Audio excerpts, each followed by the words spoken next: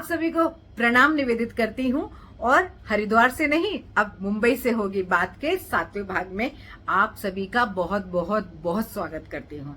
और पिछले एपिसोड में जैसा कि वादा किया था कि गुरु की साधना करने के बावजूद गुरु की कृपा क्यों नहीं मिलती है, या उसमें कौन सी ऐसी बातें होती हैं जो बाधा बनती हैं, है ना, अध्यात्म मार्ग पर आगे बढ़ने में, उन पर चर्चा करेंगे इस वीडियो में। ऐसा वादा किया था, मुझे याद है। तो आइए बात को आरंभ करते हैं। बात की शुरुआत कहाँ से करूं? तो एक छोटी सी कथा याद आती है। वो कथा ये है कि एक बार एक तैराक था। तो वो तैराक जो था वो भटकते भटकते एक दूसरे टापू पे पहुंच गया एक बार। तो वहां उसने देखा कि वहां पर एक नाविक है जिसकी नाव पर खूब सारे हीरे मोती जिसकी नाव में भरे पड़े हैं। तो उसने देखा, तो देखने के बाद वो उस समय देखकर चुपचाप चला गया और अगले दिन वो अपनी नाव लेकर आया। जब वो अपनी नाव लेकर आया, दिन भर समुद्र के ऊपर चक्कर मारता रहा। 1 दिन, 2 दिन, 3 दिन, 4 दिन, 5 दिन, 7 दिन, खूब दिन हो गए। उसके बाद वो आया और उस जो पुराने वाला जो नाविक था ना, उसके पास गया। बोला कि भैया एक बात बताओ। उसने कहा क्या? उसने कहा भैया बात यह है कि मैं इतने दिन से यहाँ चक्कर मार रहा हूँ और मुझे एक भी मोती नहीं मिला, और तुम्हारी नाव में भरे पड़े हैं मोती, इसका क्या कारण है?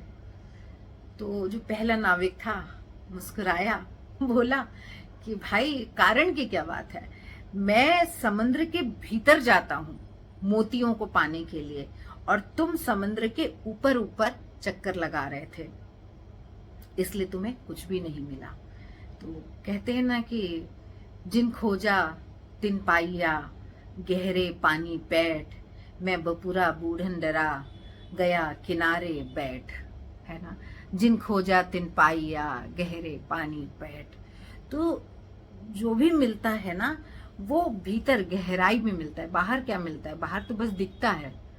बाहर जो दिखता है उसकी सत्यता को परखने के लिए भी भीतर जाना पड़ता है। जो है, कहते हैं ना कि जो है सब भीतर ही है।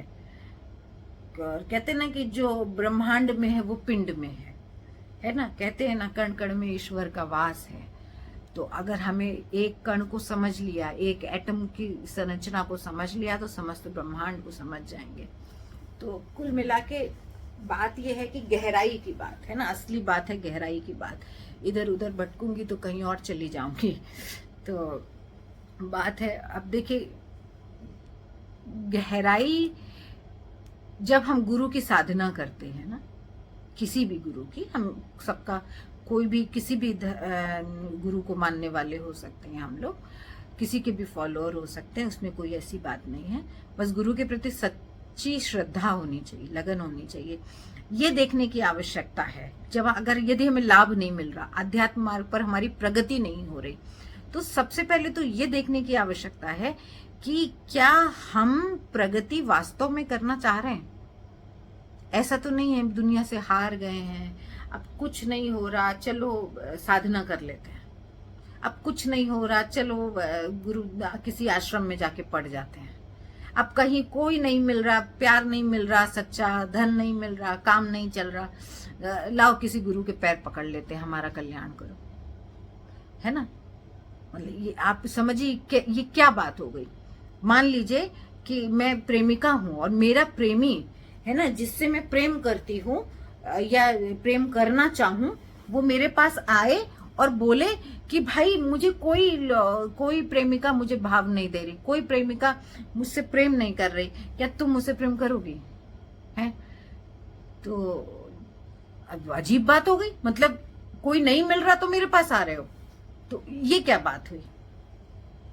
और या फिर मतलब कुल मिला के ये मैं सोच कर ही मेरा मन ऐसी वितृष्णा से भर जा रहा है कि मैं शब्द मेरे जीवा पर आकर आगे बाहर निकल ही नहीं पा रहे हैं। मतलब क्योंकि ये जो मैं बोल रही हूँ ना, ये मैंने स्वयं में अनुभूत किया। एक समय था, एक टाइम था जब मैं स्वयं ऐसी थी। मतलब मुझे मालूम ही नहीं था कि मैं गुरु से क्यों जुड़ी हूँ। मैं अपने पिता से कहती थी मैं अपने पिता से कहती थी, मेरे पिता कहते थे कि तुम्हें इतना श्रेष्ठ गुरु मिला है, मैं कहती थी कि नहीं, मेरे लिए आप ही श्रेष्ठ हैं, आप श्रेष्ठ हैं। जब ईश्वर से मिलवाने वाला गुरु इतना श्रेष्ठ हो सकता है तो गुरु से मिलवाने वाला पिता कितना श्रेष्ठ होगा। मैं गुरु रूप में अपने पिता को ही मानती थी और सब कुछ उनके प्रति मेरा पूर्ण समर्पण है ना, लेकिन मैं गुरु के प्रति समर्पित नहीं हो पाती थी। हालांकि गुरु से मुझे लाभ बराबर मिल रहा था, आरंभ से गुरु मेरे साथ, गुरु की कृपा, लेकिन ज्ञान रूप में गुरु को तत्व रूप में मैं नहीं जान पाई थी। और बहुत समय लगा जब मैंने गुरु को जाना, मुझे समझ में आया कि गुरु रोता है। गुरु कहता है कि तुम मुझसे प्रेम नहीं करते हो, तुम लोग अपने जीवन की कमियों को दूर करने के लिए मेरे पास आते हो, लाभ प्राप्त करने के लिए आते हो। जब आप साधना में आगे बढ़ते हैं, ध्यान करते हैं, तो दिखता है गुरु की तकलीफ। जब आप अपनी पत्नी से प्रेम करेंगे, बच्चों से प्रेम करेंगे, तो उनका दुख नहीं दिखेगा। तो आप जब गुरु से प्रेम करने लगेंगे ना जिस दिन, सच में, तो उस दिन दिखने लगेगा आपको कि गुरु रोता है। गुरु कहता है कि मेरे कष्टों की किसी को नहीं पड़ी है, मैं अकेला इतने शिष्यों का ध्यान रखता हूँ। एक भी शिष्य ऐसा नहीं है जो मेरा ध्यान रखे, जो मुझसे कुछ मांगे ना, मुझे देने की क्षमता रखे, है ना। एक बालक भी होता है छोटा सा, पिता का ही कमाए हुए धन से, उन्हीं के खरीदे गिलास में, उनके घर आने पर उन्हीं को पानी देता है, तो पिता कितना प्रसन्न होता है। क्या हम अपने गुरु को कुछ देते हैं? मतलब एक समय था, मैं गुरुदेव कहते थे कि मेरी पुस्तकें जीवंत देव प्रतिमाएं हैं, तो मैं तो पढ़ती नहीं थी।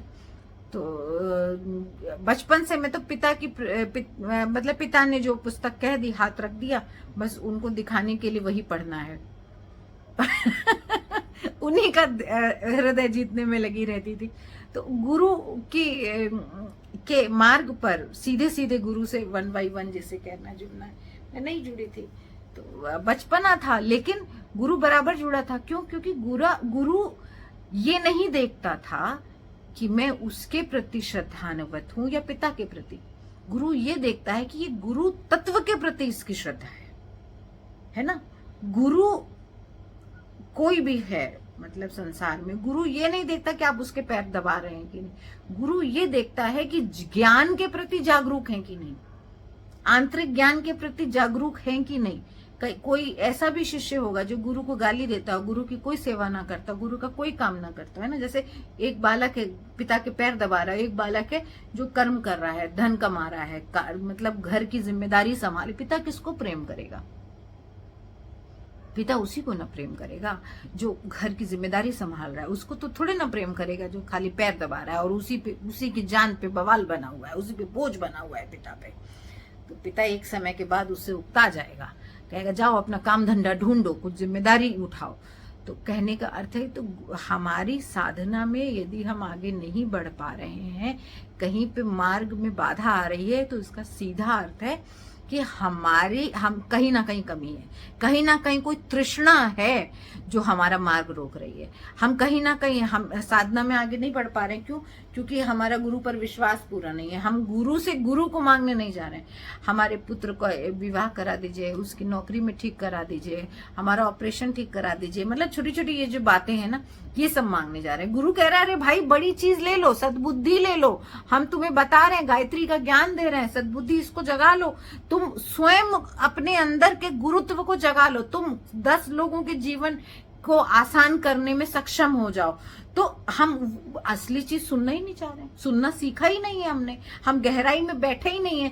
वो कहानी इसीलिए सुनाई कि गहराई में बैठे बिना हमें कुछ मिलने वाला नहीं है। ध्यान की गहराई में ध्यान का अभ्यास कर रहे हैं, रोज ध्यान कर रहे हैं, रोज ध्यान कर रहे हैं, रोज धारणा सुन रहे हैं, लेकिन हम गहराई में बैठने का अभ्यास ही नहीं करें, कुछ मिलने वाला नहीं है। तो यदि हमें कुछ नहीं मिल रहा है ना, तो ये गुरु की कमी नहीं है, ये हमारी समझ की कमी है, ये हमारी इस चीज की कमी है, हम लोग की गुरु से हम गुरु को मांग ही नहीं रहे हैं, हम गुरु से सद्बुद्धि को मांग ही नहीं रहे हैं, हम गुरु से चीजें मांग रहे हैं। तो अब गुरु के पास इतना समय नहीं है कि हाँ ठीक है छोटी छोटी आवश्यकताओं को पूरा करता रहे, ठीक है। जो बेसिक है उसकी कमी कभी नहीं रहेगी। सद्बुद्धि रहेगी तो खुद ही कर लेंगे बेसिक पूरे भाई। क्या इतने निकृष्ट हैं क्या कि 2 रोटी अपने लिए नहीं कमा सकते हैं? उसके लिए गुरु का पैर पकड़े बैठे हैं, स्वार्थ में गुरु के दरवाजे पे लगे हुए हैं। तो स्वार्थी का जो फल मिलना चाहिए, स्वार्थी का जो फल होता है वही आपको मिलेगा, है ना। साधना में बाधा तो आ ही जाएगी। और जो लोग बिना किसी स्वार्थ के बस वो जान जाते हैं गुरु को तत्व से कि गुरु वो पतवार है जो समुद्र में कितना भी तूफान आया हो लेकिन नौका को डूबने नहीं देगी, वो उसको उस रूप में गुरु का हाथ पकड़ लेते हैं, उनका जीवन में किसी प्रकार का कोई अनिष्ट कोई हो ही नहीं सकता है ना। वो तो दधीची की तरह, वो तो हड्डी भी दान करेंगे तो प्रसन्न रहेंगे, आनंदित रहेंगे। वो तो आनंद को प्राप्त, उनके लिए तो सब लीला हो जाएगी, सारा जीवन सब लीला हो जाएगी। वो तो सठम साठे समाचार है, वो तो सब आर पार सब जान जाएंगे। वो उनके लिए कहीं कोई भ्रम रह ही नहीं जाएगा। जब ज्ञान आंतरिक प्रस्फुटित होता है तो कोई भ्रम कहाँ रह जाता है, सही गलत का भेद नहीं रह जाता। दुनिया कहती है ये सही कर रहे हैं, वो गलत कर रहे हैं, उनके अंदर कोई भेद, कोई किसी प्रकार का भ्रम नहीं रह जाता। तो कहने का अर्थ है कि यदि जो बात हुई थी ना कि साधना मार्ग में यदि प्रगति नहीं हो पा रही है तो गुरु को कैसे पाएं, गुरु की कृपा पाने में यदि दिक्कत आ रही है तो क्या बाधा है? बाधा सिर्फ हमारा दृष्टिकोण है कि हम सही बात समझ रहे हैं कि नहीं। आप एक बात बताइए, एक खाली आखिरी बात, कि डॉक्टर के पास जाते हैं तो सब्जी मांगते हैं क्या? दवाई ना मांगते हैं? तो गुरु के पास जाएंगे तो ज्ञान न मांगेंगे, उससे ये तो नहीं मांगेंगे कि हाँ ये इलाज कर दीजिए, ये जादूगरों के पास जाइए ना कि और ठीक है कर्म कीजिए ना, उसके लिए पुरुषार्थ कीजिए, बेटी की शादी करा दीजिए, ये कर लीजिए, ये नहीं हो रहा, वो नहीं हो रहा। अरे गुरु तुम्हें प्रारब्ध काटना सिखाएगा, डॉक्टर सब्जी नहीं देगा, सब्जी वाला आपको दवाई नहीं देगा, है ना। जूता सीलने वाला मोची आपको हीरा नहीं बेचेगा। तो जब हर चीज के लिए एक स्थान नियत है, गुरु आंतरिक ज्ञान देता है, गुरु ज्ञान का पर्याय है, तो वहां पर कुछ और मांगने से कैसे साधना आगे बढ़ेगी? तो साधना यदि आगे नहीं बढ़ पा रही, कोई बाधा आ रही है, तो हमारे ही चिंतन में किसी ना किसी प्रकार का दोष है। और उसी के लिए गायत्री मंत्र की साधना बताई जाती है कि गायत्री जपो अधिक से अधिक, क्योंकि सद्बुद्धि मिलेगी तो अपने आप आगे का मार्ग प्रशस्त होता चला जाएगा। और इसी के साथ आज की बात मैं यहीं पर करती हूँ समाप्त। और एक और प्रसन्नता की बात आ जाते जाते कि ये जो है ना चादर, देखिए ये भी गहराई की बात की, कितनी सुंदर बात की, गुरु का अनुशासन मान लिया। अब आज जो मैंने कपड़े पहने हैं इसमें ना प्रेस नहीं है, तो अब प्रेस नहीं है तो लेकिन दिख तो रहा नहीं है ना, और रोज कपड़ों का झंझट भी नहीं है। अब मैं आराम से रोज वीडियो बना रही हूँ, कुछ करना ही नहीं पड़ता, मोबाइल ऑन करे बनाना शुरू हो गया, ना कोई मेकअप करना ना कुछ करना, बढ़िया से बैठ गए, चादर लपेटी उन्हीं कपड़ों में और आरंभ कर दिया। तो कितनी बाधा पार हो जाती है। अनुशासन, गुरु का अनुशासन मानने से जीवन सुंदर होता चला जाता है। लेकिन ऐसा नहीं है कि एकदम से कोई अनुशासित हो जाएगा, यात्रा करेगा, धीरे धीरे उसमें चीजें आएंगी। जिस चीज में लाभ दिखने लगता है ना, सद्बुद्धि सबसे पहले आती है, सद्बुद्धि। तो सद्बुद्धि जैसे ही जीवन में आती है उसके बाद सब मार्ग अपने आप प्रशस्त होता चला जाता है।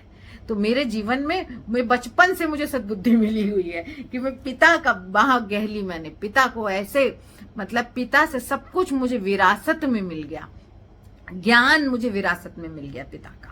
तो आज मैं नहीं बोलती हूँ, मेरी जीवा पे बैठकर माँ बोलती है, मेरा पिता बोलता है ना, मेरा गुरु मुझे ये ताकत देता है, मेरी अपनी कोई ताकत नहीं है।